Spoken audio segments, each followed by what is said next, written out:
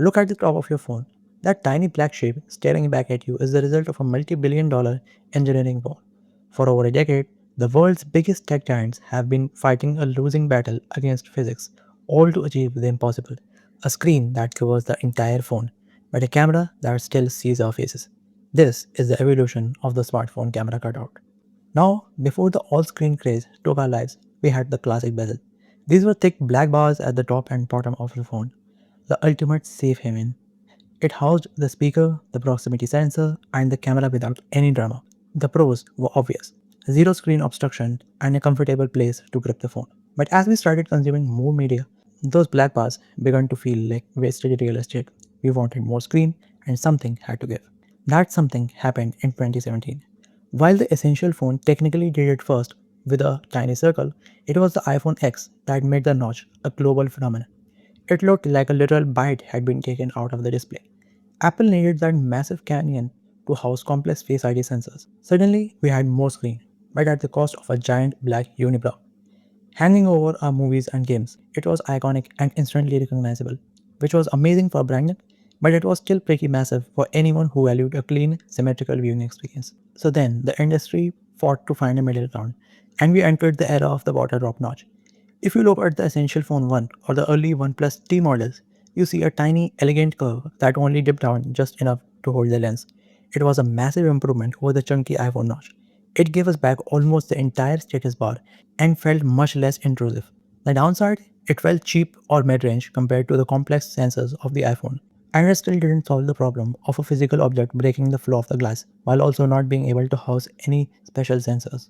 So then brands thought, why have a notch at all? And gave us something really rare nowadays, aka something we actually asked for. How?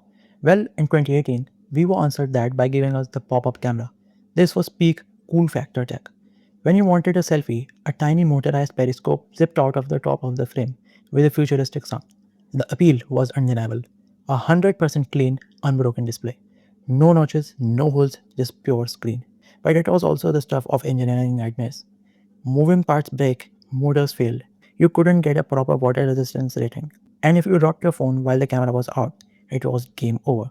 It was a beautiful mechanical talent, and so it was discontinued soon. This led the industry to the punch hood, and this is what most likely all you Android people are looking at right now.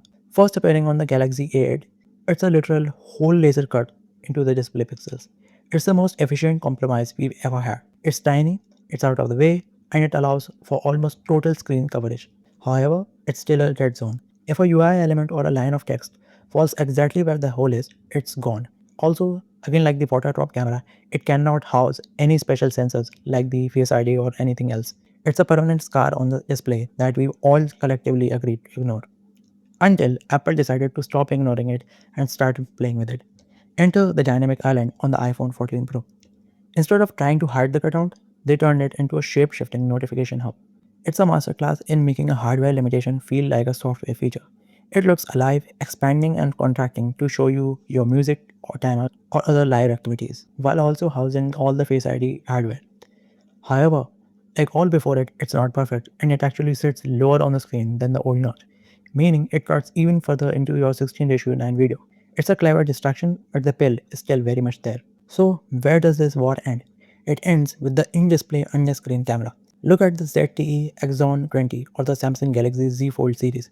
Engineers finally figured out how to place the camera behind the pixels. When the camera is off, the pixels light up and the screen looks perfect. And when you need to click a picture, a black hole appears, helping you in angling and clicking your photo correctly. The good part is you have a truly invisible camera. But the con is quality. Because the camera has to see through a layer of pixels, the photos often look blurry, hazy, and washed out. So, in a way, we finally got our perfect screen, but we lost the perfect selfie in the process. It's a truly fascinating cycle. We move forward in design only to realize we've compromised on function. If you think the physical change from a bezel to a dynamic island is wide, you need to see how the software itself has changed nearly over 2 decades. Click here to see the full evolution of iOS, from the very first skeuomorphic icons to the hyper-intelligent features of the future. Don't forget to hit like and subscribe, and I'll see you in the next one.